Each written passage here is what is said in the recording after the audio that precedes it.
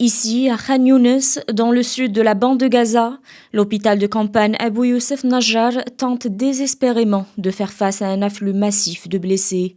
Sous-équipé et surpeuplé, ce centre médical temporaire symbolise l'effondrement du système de santé après 7 mois de guerre.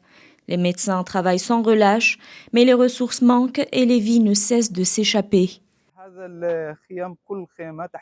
Chacune de ces tentes peut accueillir 8 patients, ce qui est bien en dessous des normes médicales. Cela ne permet pas d'assurer une qualité de soins de base. Nous manquons ici de médicaments d'urgence et d'installations médicales comme celles des services réguliers. En hiver, il fait un froid glacial et en été, il fait une chaleur insupportable, on étouffe.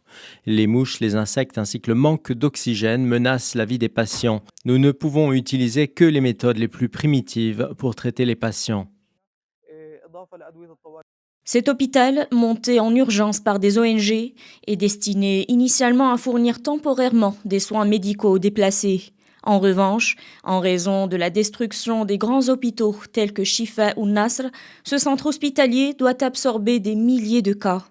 Les tentes débordent, les infections se propagent et les bombardements continuent de semer le chaos à quelques kilomètres d'ici. Je quitte l'hôpital aujourd'hui et je dois acheter moi-même les bandages et quelques médicaments de la pharmacie car l'hôpital n'en a pas. Ce centre médical manque de médicaments et de matériel médical de base. À la pharmacie, les médicaments coûtent extrêmement cher. Actuellement, il existe une dizaine d'hôpitaux de campagne dans la bande de Gaza et leur capacité médicale combinée n'équivaut qu'à celle d'un hôpital public général. Après qu'Israël ait violé l'accord de cessez-le-feu, ces hôpitaux de campagne ont dû lutter pour reprendre leurs activités. Aujourd'hui, comme les hôpitaux publics, ils sont surchargés.